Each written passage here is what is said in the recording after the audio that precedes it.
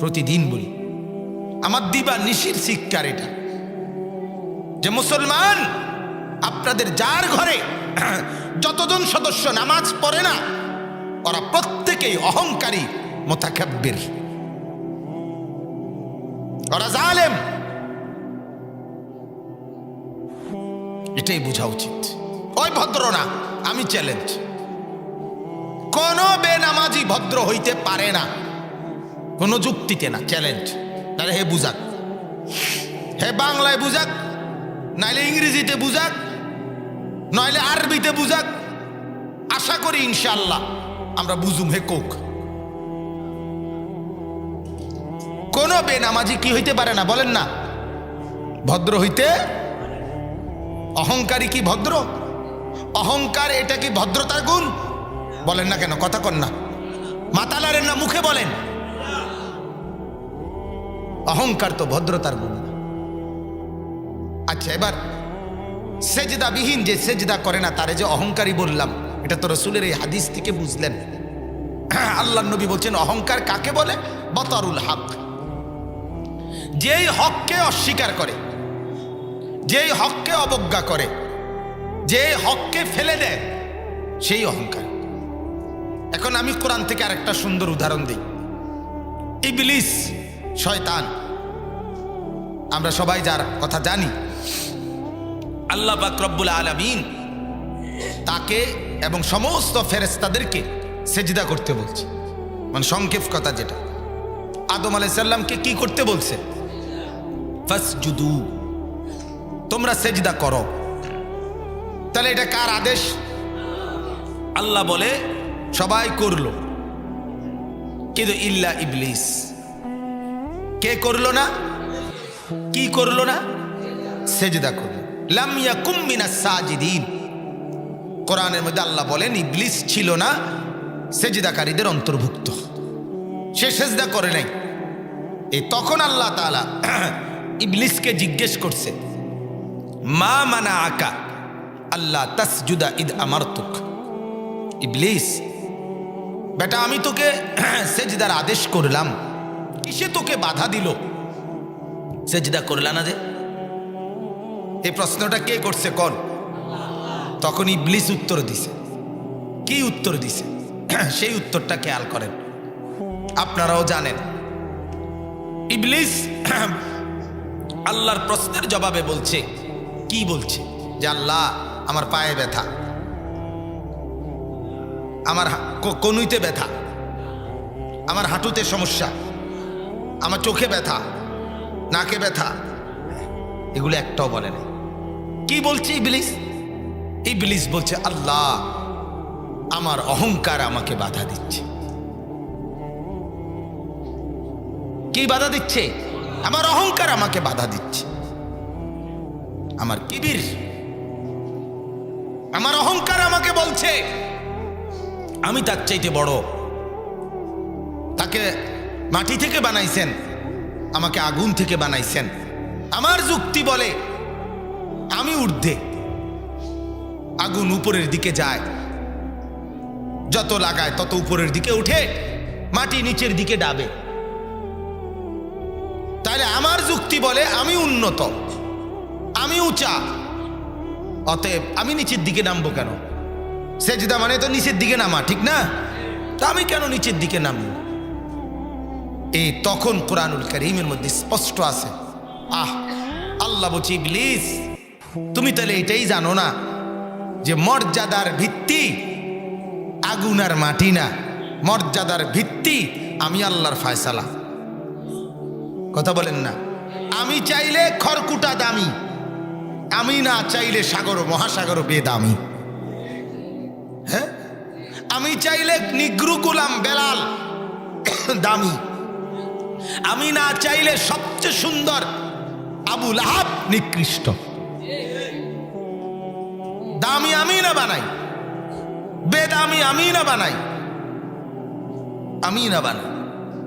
আমি চেয়েছি ফেরাউনকে বাদশাহ থেকে মসনদ থেকে নামাইয়া বেদামি বানাই দিস। আমি চাইছি ইউসুফকে কূপের গর্ত থেকে, পানির তল থেকে উঠাইয়া বাদশার মসনদে বসাই দিছি। এটা আমি না ঠিক করি, তুমি কেডা? আগুনের বিশেষত্ব কি আবার?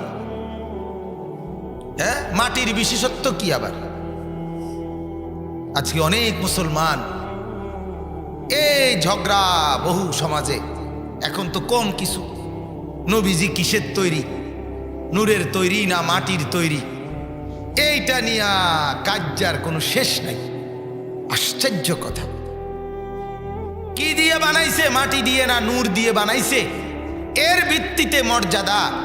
আল্লাহর কোরআন পুরাটার মধ্যে অগণিত আয়াত আল্লাহ তাআলা রসুলের মর্যাদার জন্য আল্লাহ তাআলা নির্ধারণ করে বলে রাখছেন। হাদিসে নবীজির অগণিত মর্যাদা আল্লাহ তাআলার পক্ষ থেকে নবী শুনাইয়া রাখছেন। এরপরে আমনে একের ইডার লাইকে তো মাথা ব্যথা হইয়া গেল কামনে। কথাটা বুঝছেন না আপনি? আগুন বলেন, মাটি বলেন, নূর বলেন, বাতি বলেন, সেরাক বলেন, লাইট বলেন, কোনোটাই তো মর্যাদার কিছু না। মর্যাদার ফয়সালা তো আল্লাহর হাতে। কথা কন না কেন? এই কথাটা কেমনে বুঝাইব? এই কথাটা সহজ কথা। মর্যাদার ভিত্তি তো কি আতফাও না, মর্যাদার ভিত্তি তো আপনার আল্লাহ তাআলার ফয়সালা। আল্লাহ যদি দামি বানায় সে দামি, আল্লাহ যদি বেদামি বানায় সে ঘৃণিত। ঘৃণিত। হযরতে বেলাল রাদিয়াল্লাহু তাআলা আনহু তিনি যখন মক্কা বিজয়ের সময় কাবা ঘরের ছাদে আল্লাহ রাসূল সাল্লাল্লাহু আলাইহি ওয়াসাল্লাম ওনাকে বলছিলেন, বেলাল কাবা ঘরের ছাদে দাঁড়িয়ে আজান দাও। হযরতে বেলাল কাবা ঘরের ছাদে উঠে আজান দিচ্ছিল। মক্কার কুরাইশ কাফেররা চতুর্দিক থেকে তাকাইয়া বলতেছিল, আহ মুহাম্মদ, চোখের সামনে আমগরে কি বড় বেইজ্জতিটা করলা। এক গোলাম, এক নিগ্রু, যাকে আমরা সেদিনও মারছি, আজ তুমি তারে আমগোর সামনে কাবা ঘরের ছাদে তুলে দিলা, কি করলা এটা? তখন আল্লাহ তাআলা কোরআনুল কারীমের মধ্যে বলছে, নবী, এটা মুয়াজ্জিন মসজিদের ছাদে উঠে আজান দিচ্ছে, আর বেঈমানরা বলতেছে এটা বেইজ্জতি করছে কাবা ঘরকে। আর ইজ্জত না বেইজ্জতি, এটা আমি বলতেছি, মুয়াজ্জিনের পক্ষে আমি কথা বলতেছি, আমার একটু কইতে দেন। আল্লাহ কোরআনের আয়াত নাজিল করছে সূরা হুজরাতের মধ্যে, ইয়া আইয়ুহান নাস ইন্না খালাকনাকুম মিন যাকারিন ওয়া উনসা। আল্লাহ বলেন, ও মানুষ, হে মানুষ, তোমরা কেন বড়াই করছো? আমি আল্লাহ তো তোমাদের সকলকে একজন পিতা, একজন মাতা, একজন পুরুষ এবং একজন নারী থেকেই বানাইছি।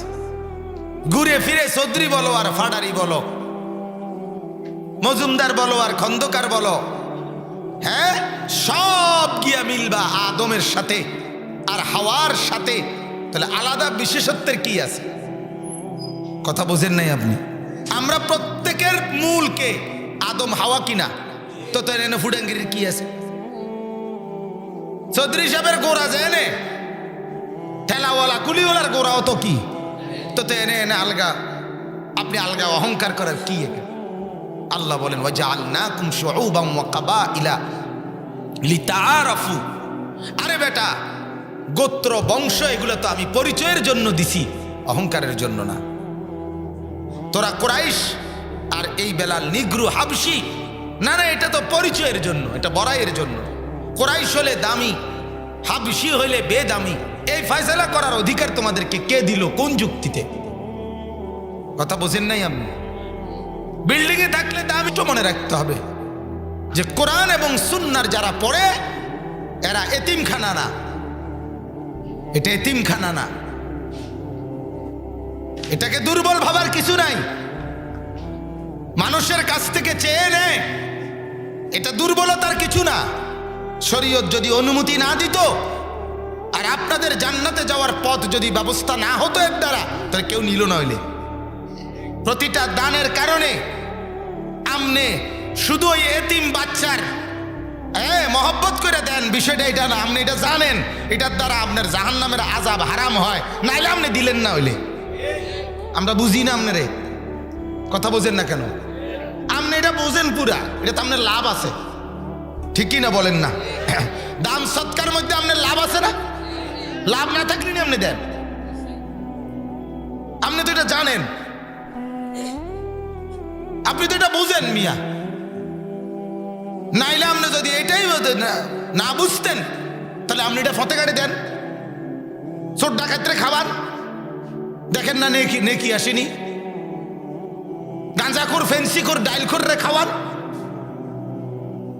অতএব কোরআন এবং সুন্নাহর ইলম যাদের মধ্যে আছে তারা সবচেয়ে বেশি দামি, সবচেয়ে বেশি দামি। এক আলেমে দ্বীনের মর্যাদা পৃথিবীর কেউ তার সমকক্ষ না। কোন প্রেসিডেন্ট, প্রধানমন্ত্রী, কোন মন্ত্রী, কোন এমপি, কোন ডাক্তার, কোন ইঞ্জিনিয়ার, কোন রাজনীতিবিদ, কোন গবেষক, কোন বুদ্ধিজীবী, কেউ আলেমে দ্বীনের চাইতে মর্যাদাবান হইতে পারে না। এটা কোরআন সুন্নাহর আলোকে কথা। এবারে কেউ না মানুক, এতে কোনো অসুবিধা নেই। কোরআনুল কারীমের মধ্যে আল্লাহ তাআলা নবীকে বলছে, বন্ধু আপনি শুধু বলে যান, গোটা পৃথিবীও যদি না মানে এটা আমি দেখুন, কিন্তু আপনি পুরা বলা আপনার দায়িত্ব। এজন্য প্রত্যেকের, হ্যাঁ ওনারা সবাই, বাকি সব মানুষ ঘৃণিত, নাউজুবিল্লাহ, এটা বলা না। এর মানে কি এটা বুঝানো যে না বাকিটি সব পচে গেছে? না না, এটার অর্থ হইল মর্যাদাগত অবস্থান চিনা, যে কোরআন সুন্নাহর ইলম যার মধ্যে আছে সে দামি, সে খায়ের। আল্লাহ নবী বলছে খায়রুকুম, সে তোমাদের মধ্যে সবচেয়ে উত্তম। তাহলে আল্লাহ রাসূল সাল্লাল্লাহু আলাইহি ওয়াসাল্লামের এই কথাটা দিবানিশি শুনবার পর আমাদের উচিত একজন আলেমে দ্বীনকে কদর করা। কাকে কদর করা? আলেম। কোনোদিনও এটা মনে রাখেন বাপ, কোন অবস্থাতেই কোনো আলেমে দ্বীনকে অবজ্ঞামূলক, তুচ্ছ তাচ্ছিল্যমূলক কথা বলবেন না। এতে আমার ক্ষতি হবে না, আপনার আখিরাত ক্ষতি হবে। আপনি লাভবান হবেন না, আপনি ক্ষতিগ্রস্ত হবেন। আল্লাহ আমাদেরকে বুঝার তৌফিক দান করেন। তাহলে এখন আসেন, ইবলিস যখন বলল আল্লাহ আমি সেজদা করি নাই, কিসে আমাকে বাধা দিল? আমার অহংকার। কিসে বলেন না? এই তখন সাথে সাথে কোরআনে আছে, আল্লাহ বলেন ফাহবিত মিনহা, ইবলিস তুই আমার দরবার থেকে নেমে যা। ফামা ইয়াকুনু লাকা আন তাতাকাব্বারা ফিহা, এই কিবির, আন তাতাকাব্বারা। আল্লাহ ডাইরেক্ট কোরআনে সূরা আরাফের মধ্যে বলছে, বেঈমান আমার দরবারে, আমার সামনে, আমার কাছে অহংকার করার কোনো সুযোগ নাই। নাম নাম তো সেজদা করলি না, তুই এমনে আমার হুকুমে নামলি না, এবার এমনে নাম, তুই কেবল নাম, আমি তোরে কিয়ামত পর্যন্ত ছোট থেকে ছোট, নিকৃষ্ট থেকে নিকৃষ্ট, লাঞ্ছিত থেকে লাঞ্ছিতই বানাবো। ফখরুজ ইন্নাকা মিনাস সাগিরিন, তুই কেবল ছোটই হবি। এজন্য পৃথিবীর সমস্ত মানুষের উপকার ইবলিস যদি করে, এরপরও মানে যত রকমের শয়তানি তারে দিয়ে করায় শয়তানে, এরপরও হইতে শয়তান রে জোনায়েদ বাগদাদি কয় না, শয়তানি কয়। শয়তান কয় না, তাইলে তুই ঘৃণিতই রইলা। অথচ ইবলিস অসাধারণ যোগ্যতার অধিকারী। কি যোগ্যতা? একে তো ইবলিস আপনার দীর্ঘজীবী, সেই যে আদম আলাইহিস সালামের সৃষ্টির আমল থেকে হইতে অনমর্সিনী, তো এর হায়াতটা কেমন? ইসরাফিলের ফু পর্যন্ত মরবেনি, তাহলে সে কিন্তু দীর্ঘজীবী, ছোট মোটো হায়াত লই আইছে না। আচ্ছা, ইবলিসের এরিয়া কদ্দুর? 4 কানি খেত না 6 কানি খেত? কদ্দুর? গোটা পৃথিবী। ইবলিস চিনে কয়জন লোকেরে? কমপক্ষে 10-20 জন। তো সারা পৃথিবীর এমন কোনো মানুষ নাই, একটা ছোট্ট বাচ্চাও নাই যেই তেরে ইবলিসে চিনে না। তার পরিচিতি কত বেশি। তাহলে এত অসাধারণ অনেক যোগ্যতা থাকার পরেও আল্লাহ বলে তুই ঘৃণিত কেন? তুই আমার হুকুম মানলি না, সেজদা করলি না, আমার বিধান মানলি না, এজন্য তুই অহংকারী, আর অহংকারীকে আমি জায়গা দেই না। এজন্য বাপ আমি অনুরোধ করি আপনাদেরকে, অনেক যুবক ছেলে আছো বাজান, নিজেকে বুদ্ধিমান মনে করে, খুব চালাক মনে করে নিজেকে। কি চালাকি? এই মোবাইল টিপে, এটা হেতে চালাকি। এটা একটা মোটরসাইকেল চালাইতে, আরে এটাই হেতের চালাকি মনে করে। আরে বেকুব রে, এ কদ্দুর রে, হে খুব বুদ্ধিমান মনে করে। কত দুনিয়ার সম্পদশালী নিজেকে বুদ্ধিমান মনে করে।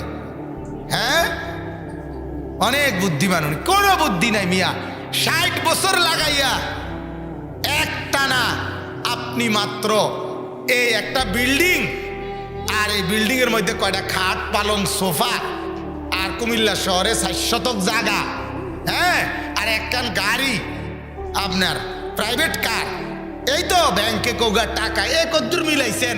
60 বছর লাগাইয়া আপনি এই কদ্দুর মিলাইছেন, অথচ অনন্তকালের যা আখিরাত, এটারে পুরা খালি রেখে দিছেন, ফাঁকা বানায় রাখছেন।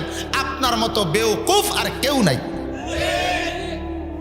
বুঝিয়ে সোফা এক সেট বানানোর লাগিয়া এত বছর মেহনত করার লাগে, বুঝি কথা বোঝেন নাই? 4 রুমের মধ্যে টাইলস কদ্দুর লাগানোর লাগিয়া নি, বুঝি এভাবে পুরা ফ্যামিলি সম্পদ উপার্জনের পিছনে বেডারও লাগাই দিছে, বেডিরও লাগাই দিছে, ফুতেরও কামে লাগাই দিছে, ফুতের বউরও কামে লাগাই দিছে, নাতিরও কামে লাগাই দিছে। সবাই মিল্লা পয়সা লাগা কামাই কর, কারণ টাইলস লাগাই তুই। আরে মুসলমান, আরেকবার ভাবেন, আপনার রেঞ্জ আপনি ভাবেন, আপনার বুদ্ধিমত্তা নিয়ে আপনি ভাবেন। আশ্চর্য, 30 লক্ষ টাকা খরচ করে এরপরে হাজার হাজার কিলোমিটার পথ জঙ্গল দিয়া পাড়ি দিয়া ইউরোপে ঢোকে। এরকম বাংলাদেশি অসংখ্য যুবক আছে। পথিমধ্যে যারা হারায়া যায়, পথিমধ্যে যারা জেল খাটে, শুধুমাত্র দুনিয়া বুঝছে যে একটু সম্পদ, ইউরোপের একটা ভিসা, ইউরোপের ভিতরে কোনো রকমে ঢুকতে পারা, ইটালির মধ্যে পাও দেওয়া, আমেরিকার মধ্যে পাও দেওয়া, তাইলে আর 3 পুরুষ, আর চিন্তা নাই, গোটা ফ্যামিলি নিয়ে আর কোনো টেনশন নাই। অথচ না বাজান, বিষয়টা এমন না। এই ছোট্ট দুনিয়াটা আজ আমরা এমন বুঝা বুঝছি, এটা বুঝছে আমরা সম্পদ উপার্জনের নেশায় পুরাটা জিন্দিগি নিজেকে ওয়াকফ করে দিছি। না রে বাপ, এটা বুদ্ধিমানের কথা না। পুরা সময় যদি আপনি টেলিভিশনে চান, বাজার করবেন কখন? কথা বোঝেন না আপনি? পুরা টাইম যদি বাজারেই কাটান, অফিসে যাবেন কখন? পুরা টাইম যদি অফিসেই বইয়ে থাকেন, বউ বাচ্চারে সময় দিবেন কখন? তাহলে বুদ্ধিমান তো সে যে তার সবগুলোকে ম্যানেজ করে, ঠিক কি না বলেন? তাহলে এই সবগুলোর ম্যানেজের মধ্যে আখিরাত এটার লগে লইলে অসুবিধা কি? আমার কথাটা বুঝছেন? পরকাল এটার সাথে মিলাইলে সমস্যাটা কি? আপনি বাজারও করেন, সেজদাও করেন, অসুবিধা কি? আপনি ব্যবসাও করেন, সেজদাও করেন, অসুবিধা কি? আপনি কামাই করেন, রোজগার করেন, সমস্যা কি? আপনি কোরআনকে সাথে নেন। আমি তো আলহামদুলিল্লাহ কুমিল্লা ভিক্টোরিয়া কলেজ থেকে মাস্টার্স পাস করছি। আমি তো কোরআনুল কারীম পড়তে পারি, 5 ওয়াক্ত নামাজের সেজদা করি। কথা বুঝেন নাই?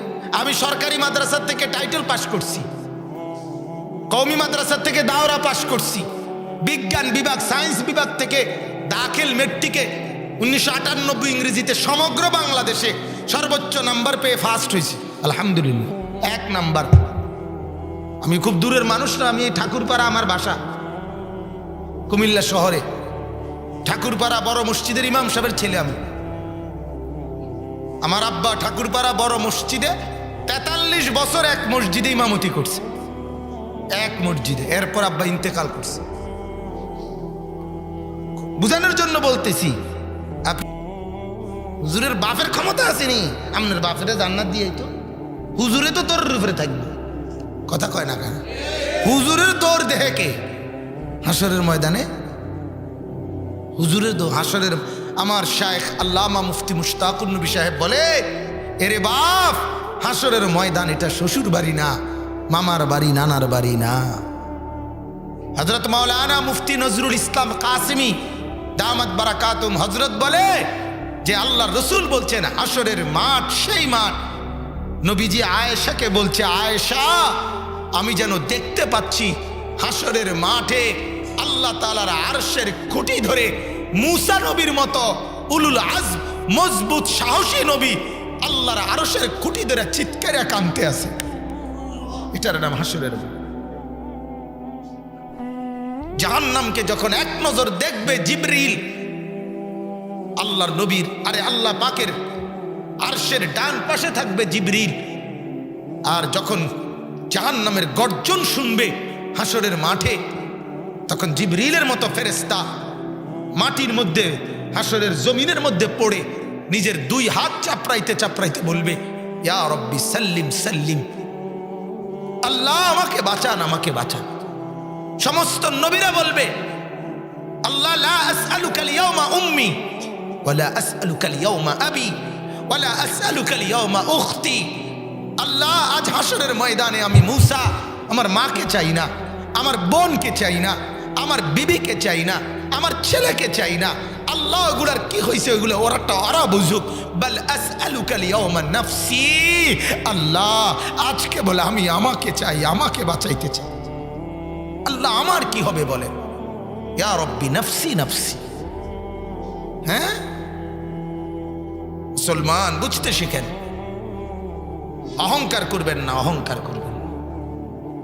লা ইউরিদুনা উলুওয়ান ফিল আরদ, জমিনে যে আল্লাহর হুকুমের নাফরমানি করে সে অহংকারী। সে কি বলেন না? কোরআন আল্লাহ পড়তে বলে নাই?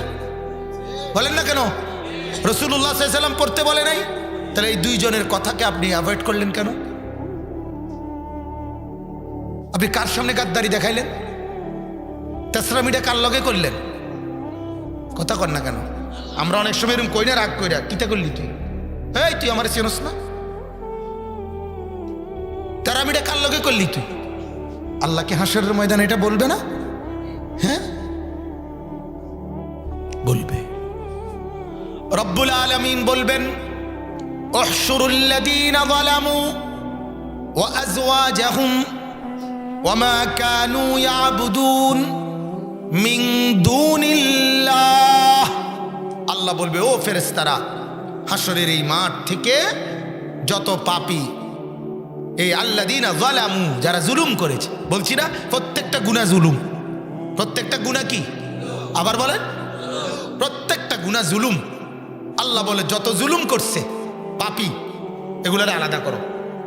ওয়া আযওয়াজাহুম, এদের পাপ কাজের সহযোগী যারা যারা এই গুনাহ করতে সহযোগিতা করছে তাদেরকে একত্র করো।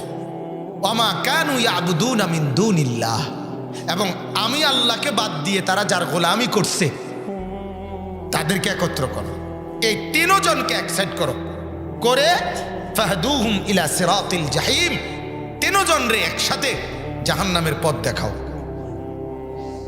এরপরে যখন জাহান্নামের দিকে নেওয়া শুরু করবে, কোরআনে আছে ফুলসিরাতের সামনে যখন আইসা পৌঁছবে আল্লাহ আবার বলবে, ওয়াকিফুহুম, ফেরেশতারা এদেরকে থামাও, ইন্নাহুম মাসউলুন, কারণ এখন তো উঠলেই পড়ে যাব, এখন উঠলেই কই যাব, নিচে পড়ে যাব না। আল্লাহ বলে ফরব তো ঠিক আছে, তবে এখানে আগে একটু খাড় করাও, আমি আল্লাহ এদেরকে এদের প্রত্যেকটা পাপের ব্যাপারে এখন জিজ্ঞেস করি। ইন্নাহুম মাসউলুন, এদেরকে জিজ্ঞেস করা হবে, কেন করলা, কেন করলা, কেন করলা, কেন করলা, কেন করলা। তখন কে কি জবাব দিবেন? এজন্য যুবক তুমি তোমাকে বাঁচাও, বাপ আপনি আপনাকে বাঁচান, মা মাকে বাঁচান। প্রত্যেকেই ফিকির করে, প্রত্যেকেই ফিকির করে। প্রতিটা সেজদা ছুটে যাওয়া, যার কপালে সেজদা নাই তুমি অহংকারী, যার পকেটে সুদের টাকা তুমি অহংকারী, যার জবানে মিথ্যা কথা তুমি অহংকারী। কথা বলেন, যে মহিলা বেপর্দা সে মূলত অহংকারী, সে অহংকারী। আপনাদের যাদের মুখে বিড়ি তারা অহংকারী। আপনাদের যে সমস্ত যুবক উলঙ্গ ছবি দেখে, নর্তকীর নাচ দেখে, এরা সব অহংকারী। এরা জমিনে বড়াই করছে, এরা আল্লাহকে তোয়াক্কা করছে। আর আল্লাহ তাআলা বলেন হাদিসে কুদসিতে, আল কিবরিয়া রিদাই হেরে বান্দা, অহংকার এটা আমার গায়ের চাদর। অহংকার শুধু আমাকেই শোভা পায়। তুই কেন বড়াই করবা? কারণ আমি হলাম একমাত্র মুস্তাগনি, সব কিছু থেকে অমুখাপেক্ষী। এটা একমাত্র আমি আল্লাহ। আমার কিছুই লাগে না, কিছু না থাকলেও আমি আল্লাহ টিকবো, ঠিক কিনা বলে? আমি না বড়াই করতে পারি। তুমি তো সেই বেটা যে বেটার কদ্দুর ফেসাবে ধরলে তুমি খারাপ থাকতে পারো না, দোন লাগে ফেসাব খানাত। তো তুমি অহংকার করো, কথা বলেন না?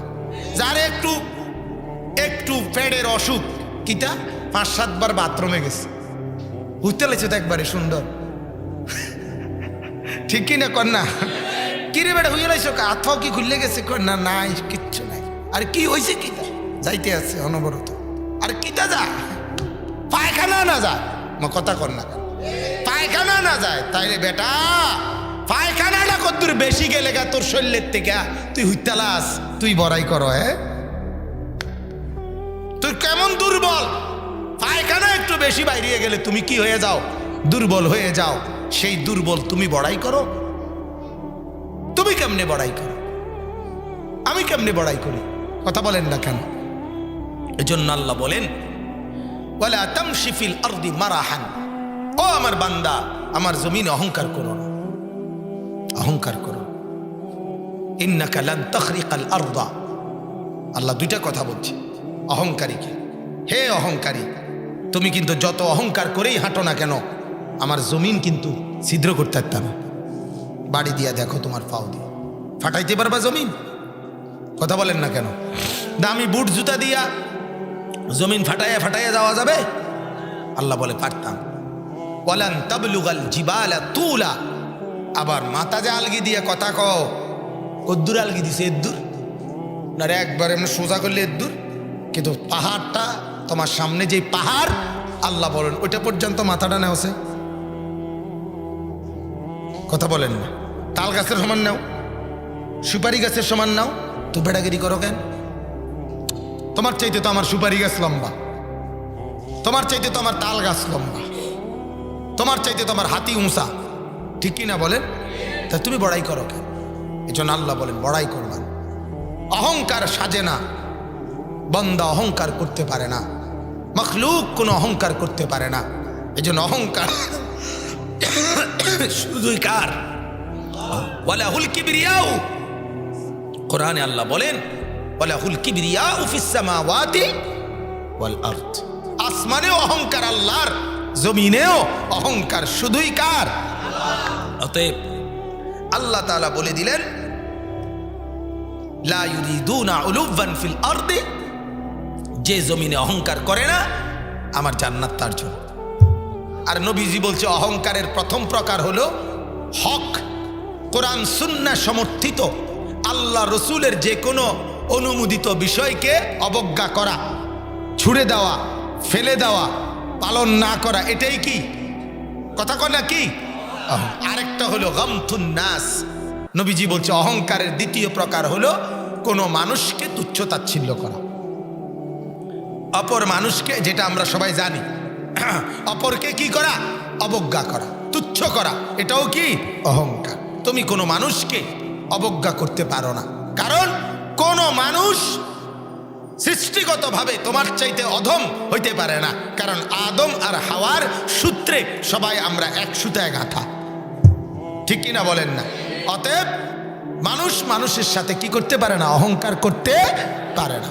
মানুষ আল্লাহর সাথেও কি করতে পারে না? অহংকার করতে পারে না। সোজা কথা, ইনসান আমরা, অহংকার আমাদের সাজেই না, আল্লাহর লগেও না, রসুলের সাথেও না, সাধারণ মানুষের লগেও না। আমি অহংকার করব কেন? মালিক ইবনে দিনার একজন বড় বুজুর্গ ছিলেন। ওনার আমলে একজন জালেম অত্যাচারী মুসলিম শাসক ছিল, ইয়াজিদ ইবনে মুহাল্লাব। অনেক অত্যাচারী, হাজ্জাজ ইবনে ইউসুফের মতো ইয়াজিদ ইবনে মুহাল্লাব। এই লোক একদিন মালিক ইবনে দিনারকে আপনার রাজ দরবারে ডাইকা নিয়া বলছিল, কোনো এক বিষয়ে ধমক দিছিল। তখন ইয়াজিদ ইবনে মুহাল্লাবকে মালিক ইবনে দিনারকে উনি জিজ্ঞেস করছে, আপনি আমাকে চিনেন? এই তখন মালিক ইবনে দিনার বলছে, হ্যাঁ চিনি তোমাকে আমি। আউয়ালুকা নুতফা, তোমার শুরু হলো নাপাক বীর্যের ফোঁটা। আখিরুকা জিফা, তোমার শেষ হইল পচা দুর্গন্ধমুক্ত যুক্ত লাশ। হ্যাঁ, ও বাইনা যালিকা আল কাদিরা, আর মাঝখানে তুমি এখন আছো পেশাব পায়খানার একটা ফুটলা। এই হলে তুমি। সুবহানাল্লাহ, সুবহান। তোমার শুরুটাও নাপাক ফোঁটা, শেষটাও ফসা লাশ, আর এখন তোমার পেটে আছে কতগুলো পেশাব পায়খানা। এই লইয়া তুমি। তখন ইয়াজিদ ইবনে মুহাল্লাব মাথা নোয়ায় ফেলছে এবং ওনাকে বলছে, হ্যাঁ নাম আরাফতানি হাক্কা, আসলেই তুমি আমাকে সঠিক চিনছ। আমি বুঝি নাই আমাকে, আসলেই তুমি আমাকে চিনাই দিছো। আসলেই তো আমি কিছুই না, আমি অহংকার করব কেন? আল্লাহ আমাদেরকে বোঝার তৌফিক দান করেন। আমার বাপ ওয়ালা ফাসাদান। আর দ্বিতীয় নম্বর হলো, আল্লাহ বলেন আমার জান্নাত তার জন্য জমিনে যে জুলুম করেন। কি করে না বলেন? কি করে না বলেন? মানে এটার অর্থ একই। আমার কাছে যখন আল্লাহ যা চায় আমি এটা না করা, এটাই জুলুম। এটাই কি বলেন না? জুলুম, এটাই জুলুম। এরপরে আল্লাহ তাআলা বলেন, ওয়াল আকিবাতুল লিল মুত্তাকিন, সর্বাবস্থায় যে আমাকেই ভয় করে, আল্লাহ বলেন আমার জান্নাতের পরিণাম, শুভ পরিণাম পরকালে তাদের জন্য, মুত্তাকিদের জন্য। কাদের জন্য? যে সর্বাবস্থায় ভয় করে কাকে? আল্লাহকে। শেষ আয়াতে আল্লাহ বলেন, মান জাআ বিল হাসানা ফালাহু খায়রুম মিনহা। আশ্চর্য কথা, আল্লাহ পাক বলে, বান্দা এবার শোনো, তুমি যদি একটা নেক কাজ করো, ফালাহু, প্রথমত মনে রাখবা প্রতিটা নেক কাজ এটা তোমারই জন্য। অর্থাৎ তোমার কাছে মনে হয় আল্লাহর জন্য করছো, ঠিক আছে করছো, আমার কথা মাইন নাই, কিন্তু লাভ তোমার জন্য। লাভ কার? কোরআনে আল্লাহ বলছে, ওয়ামান ইয়াশকুর ফাইন্নামা ইয়াশকুরু লিনাফসি, যে আমার শুকর করে সে মূলত নিজের লাভে করে।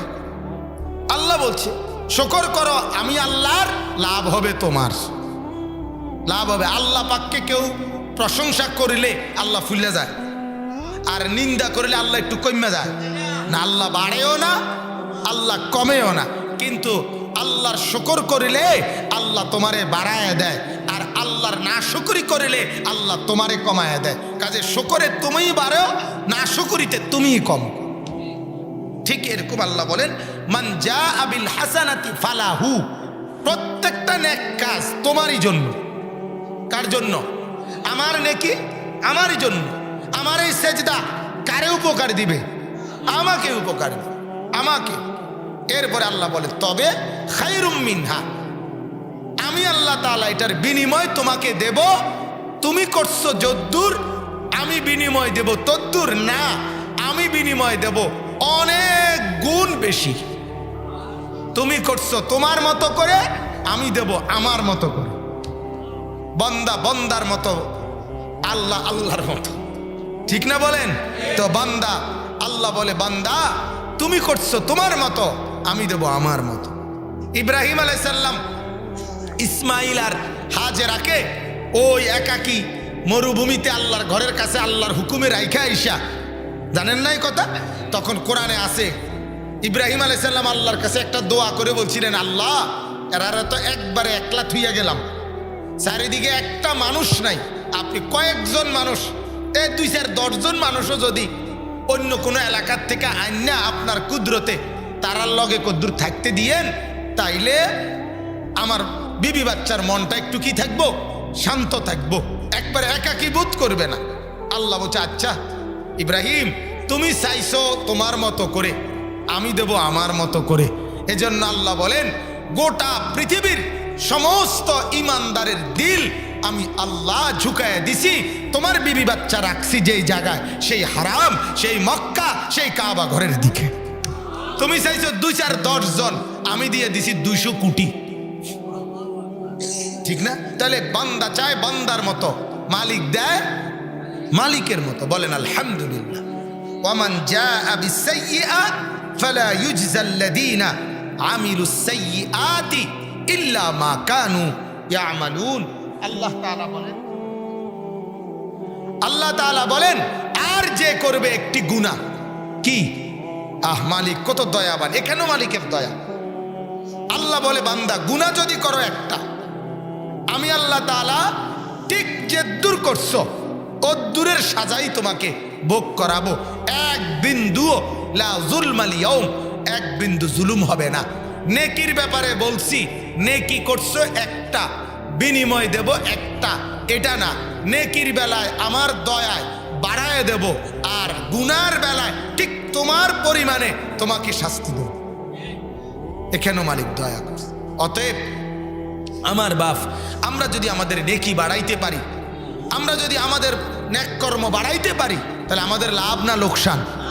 অতএব আমরা প্রত্যেকে ইনশাআল্লাহ আজকে আপনাদের কাছে আমার এই কথার খোলাসা, এক নাম্বার হলো, আমরা যদি জান্নাতের ঘর চাই, অহংকার করা যাবে না। কি করা যাবে না? এটা হলো মূল বক্তব্য আমার।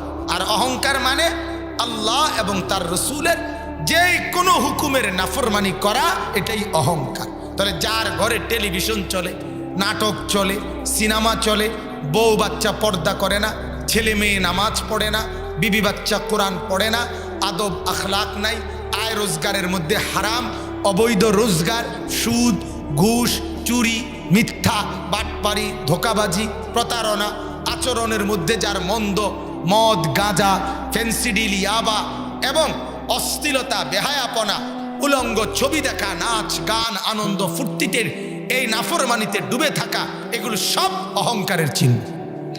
কিসের চিহ্ন বলেন? আর আল্লাহ কোরআনুল কারীমে বলছে, আলাইসা ফি জাহান্নামা মাতওয়াল লিল মুতাকাব্বিরিন। আল্লাহ বলে, সাবধান বান্দা, মনে রাখো, অহংকারীদের ঠিকানা হলো জাহান্নাম। অহংকারীদের ঠিকানা হলো কি? এজন্য নিজের সন্তান ঠিক করেন, নিজের বিবি ঠিক করেন, নিজের ছেলে মেয়েদেরকে ঠিক করেন। যদি বলেন হুজুর বলি তো, শুনে তো না, এটা একটা ধোঁকা, এটা একটা মিথ্যা কথা বলেন তো আপনি, অথচ সে মানে না, এটা মিথ্যা কথা। নাইলে আপনার যেই সন্তান আল্লাহর নাফরমানি করে, আপনার যেই বিবি পর্দা করে না, মাসের পর মাস আপনি তার লাগে বাজার করেন কা? হ্যাঁ, তার লাগে 20 টিয়া টুয়ান কা? ঘটনাটা কি? কি বুঝাইতে চান আপনি? আপনি এটা দ্বারা কি বুঝাইতে চাচ্ছেন? যে আল্লাহ ঠিক আছে বাবুরে, আল্লাহ আপনার কথা মতো ফাইলাম না, কমপক্ষে আমার তো একটু লাভ করে বুঝলই তুইব, আমার তো একটা শেষ বয়স আছে বাবুরে, আপনারে ফুতেরে সেজদা দেওয়াই আপনারে যখন কিছু করতে পারলাম না, আমার নিজের তো একটা শেষ বয়সের আশা ভরসা আছে। অন যদি নমাজ ফরুক বা না ফরুক, আচ্ছা বাদে দিলাম, কমপক্ষে যদি বিদেশ পাঠাইতে পারি, শেষ বয়সে তো কোগা আপেল মালটা খাইতে পারুম। নাহলে আমরা বুঝি না, আপনি বলেন নাই তো কি? এই জন্য প্রথম কথা হইল, ইমানদারের কথা হইল, প্রয়োজনে আমি না খেয়ে মরে যাব, প্রয়োজনে আমি না খেয়ে মরে যাব, কিন্তু আমার সন্তান নামাজ পড়তে হবে, আমার বিবি পর্দা করতে হবে। আল্লাহ রসুল বলছে, ওয়ালা ইয়াকুলু মালাকা ইল্লা তাকিয়ুন। ও উম্মত, কোন নেককার ছাড়া অন্য তোমার সম্পদ, তোমার মাল যেন না খায়, নবী নিষেধ করছে। নাফরমানকে খাওয়াবা না। এজন্য মুসলমান বেনামাজি, বেহায়া, বেপর্দা বিবি বাচ্চার উপরে আপনি কেন দয়া দেখাবেন? দয়া এটাই, তাদেরকে নামাজে বাধ্য করা, তাদেরকে সেজদায় বাধ্য করা, তাদেরকে পর্দায় বাধ্য করা। আল্লাহর কসম, অপারেশনের রুগীকে অপারেশন করা, এটাই তার উপরে দয়া। তাকে এই অবস্থায় ছেড়ে দেওয়া, এটা দয়া না। নিজের সন্তানকে জাহান্নামের রাস্তায় তুলে দেওয়া, এটা বাবার দয়া না, এটা বাবার জুলুম। নিজের বিবিকে বেপর্দা ছেড়ে দেওয়া, এটা স্বামী ভদ্র না, স্বামীর দয়া না, স্বামীর জুলুম। আল্লাহ আমাদের প্রত্যেককে বুঝা মানা সহজ করে দিক। আল্লাহ তাআলা এই মাদ্রাসা কবুল করেন। আল্লাহ তাআলা আপনাদের সবাইকে ঈমান আমলের দৌলত দান করেন। অনুরোধ করছি, যদি মুসলমান শুনে থাকেন এতক্ষণ ওয়াজ, যারা শুনছেন তাদের মধ্যে যারা মুসলমান, তারা অবশ্যই এখন এশার নামাজ পড়বেন। যদি মুসলমান হয়ে থাকেন, সোজা কথা, এখন এশার নামাজের আজান হবে, ইনশাআল্লাহ নামাজের পরে আবার ওলামায়ে কেরাম বয়ান করবে। আল্লাহ তাআলা আমাদের সবাইকে তৌফিক দান করুক। একটা ছেলেও এদিক সেদিক বেহায়া বেশরমের মতো এদিক সেদিক যাইও না বাজান। এর চাইতে বড় নির্লজ্জতার কিছু না যে মুসলমান পরিচয় থাকার পরেও তুমি চলে গেলা। এটার মতো নাফরমানি, অহংকারী আর কিছু না। আল্লাহ সবাইকে জমা হওয়ার তৌফিক দান করুন।